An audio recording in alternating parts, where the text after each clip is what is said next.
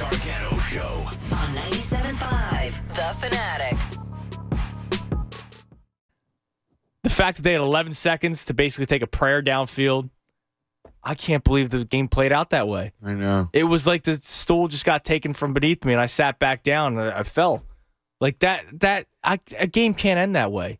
A Super Bowl can't end that way. Dude, I agree. I do. I agree with you. I don't think you can legislate a game like that in that situation. Especially sorry. because it hadn't been called earlier in the game. There was a couple of them Yes. that they didn't touch. And in fact, there was a couple on Kansas City, the Eagles committed, that were not called. Yeah.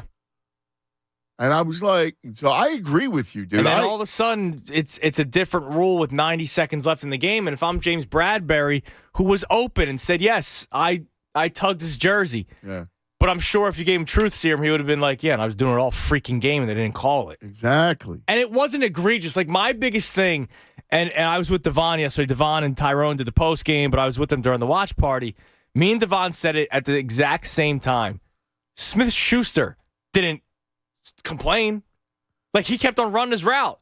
Did you see? How many times have you seen a receiver? Oh, like, hey, roll. Exactly. They're throwing the hands up Dude, in he the didn't air. even do it. And, oh, my God, where's the flag? And the receivers are the biggest divas in the NFL. They complain about freaking everything. And they're bagging and bagging. And he didn't.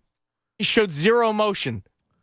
Dude, and they didn't even throw the flag immediately. They threw it after the play. You know what's weird? They were late on a lot of flags. Well, You it was like an NBA game. Do you He remember missed the shot? Do you remember the hands to Foul. the face? Yes.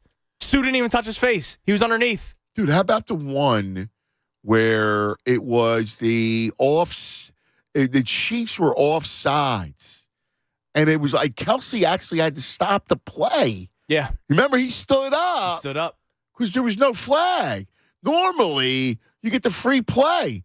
There was no flag. He saw it, smartly stands up And to points. make sure he points to him and gets the flag. Listen, they didn't lose because of any No, of they that. did not lose because of But, it. we're talking about this game, and there was a lot of stuff that was like, ugh. Look, stage one's denial. Stage two was anger. I could see myself coming in here very angry tomorrow. Like, I'll be honest, and I'm already starting to get pissed off just talking about it. Ultimately, though, like, what stops me from being angry at everybody else and angry at the world is you're up 10. Yeah. When you're up 10, you got to finish the deal.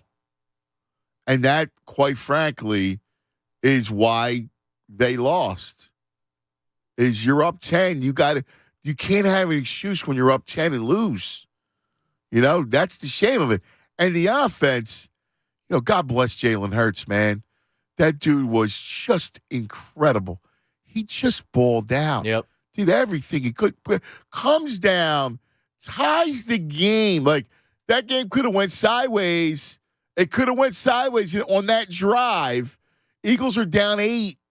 And, a stop, another score, Chiefs win, 42, whatever. Right. 28 or whatever it is. No. But Jalen, God bless that kid, man. That dude orchestrates a game-tying drive and gets into the end zone on the 2-point conversion somehow. With a second and third effort to get in. I mean, seriously. This is why people always bring up the 600 pounds that he squats. Yeah. Because he keeps on making plays like that. He balled the bleep out. I mean, he was sensational. Absolutely sensational. I mean, that drive, like that was that's a money drive. Like, quite frankly, when it's 28-20, I was like losing hope quickly.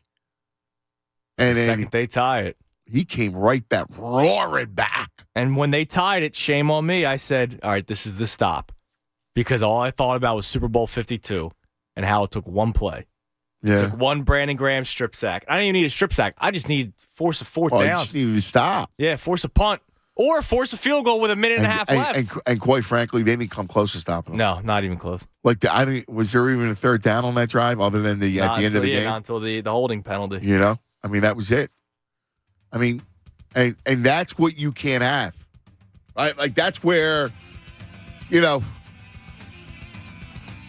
listen, Gannon had some great moments during the year. So Coach scared yesterday. I agree, and I don't, I don't want to just, tie him up and put him or put him in the stocks, right, like colonial days, because he had some great moments. But I got to say this: He coached scared. He coached scared, and every time he goes up against a good quarterback, they riddle him.